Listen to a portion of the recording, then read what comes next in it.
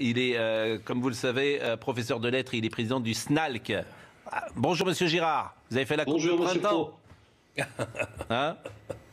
Bon, il ne m'a pas entendu. Vous avez fait la coupe Si, je vous entends. Je disais, vous avez fait la coupe de printemps.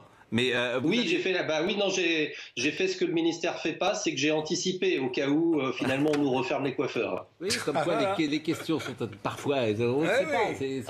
C'est la réponse. La question des coiffeurs est alors, importante. Vincent Farandez, Valérie Pécresse imagine de fermer, d'avancer. C'est assez intelligent d'ailleurs. D'avancer les vacances scolaires, pourquoi pas. On voit le sujet, on écoute Anne Hidalgo et M. Girard nous dit ce qu'il en pense.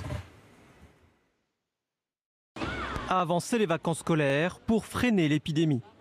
Une proposition à laquelle ne s'opposent pas certains enseignants, mais à une condition. On a toujours dit, s'il y a un moment, il faut absolument choisir entre l'école et les hôpitaux, nous on choisit les hôpitaux, afin que le système de santé ne s'écroule pas. Mais une fois encore, qu'on nous prévienne, qu'on nous dise avec un petit peu d'anticipation comment on va s'organiser et comment nous, on doit s'organiser. Bon, Monsieur Girard, il y a un protocole très rude dans les écoles. Dès qu'il y a un cas positif, dès qu'il y a un cas contact, l'école est fermée, la classe est fermée en tout cas.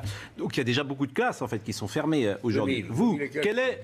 Comment ? 2000 et quelques, oui. Ouais. Quelle est votre position sur cette proposition, Monsieur Girard ? Alors, c'est un peu plus compliqué le protocole. Parfois, il faut 3 cas dans une classe, y compris sur le variant anglais d'ailleurs, pour fermer la classe. Mais notre position, c'est si ça permet de mettre un coup d'arrêt à la propagation du virus, pourquoi pas? Nous, on est tout à fait prêts à le faire. Ça ressemble énormément, ce qu'a proposé Valérie Pécresse, à une préconisation qu'avait faite le Conseil scientifique sur les vacances précédentes, sur les vacances d'hiver, où ils avaient proposé de faire 4 semaines de vacances pour tout le monde au même moment, afin de mettre un coup d'arrêt à la propagation du virus.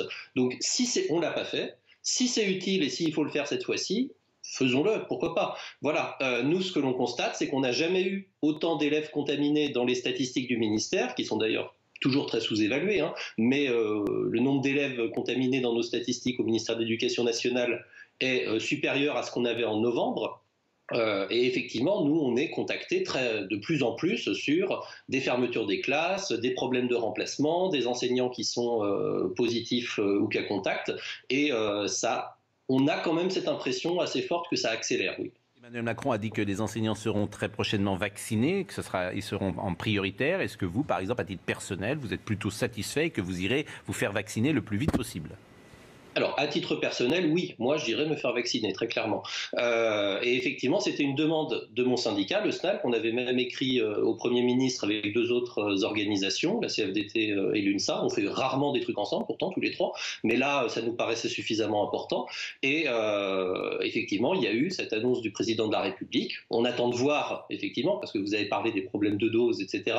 On espère qu'on aura suffisamment de vaccins le moment venu. Mais oui, c'est important que les professions, pas que les enseignants, les personnes qui s'occupent des enfants en situation de handicap, ce qu'on appelle les AESH, les surveillants, les AED, voilà, tous ceux qui sont au contact du public et d'un public qui se brasse énormément dans nos écoles, nos collèges et nos lycées, et parfois sans masque en maternelle, ça paraît quand même important à un moment qu'on ait une forme de priorité vaccinale. D'ailleurs, c'était une recommandation de la Haute Autorité de Santé fin novembre dernier.